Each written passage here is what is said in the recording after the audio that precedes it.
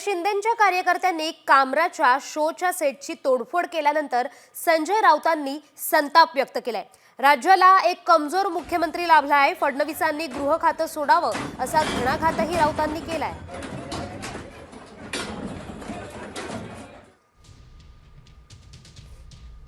60 लोक जात।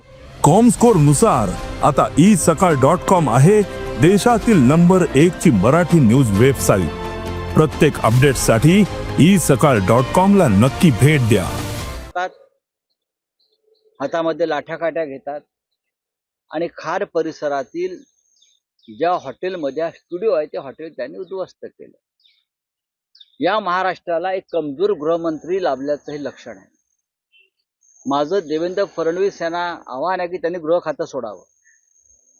त्यांना झेपत नाही, गृह खात्याचा कारभार त्यांना झेपत नाही किंवा त्यांना काम करू दिलं जात नाही।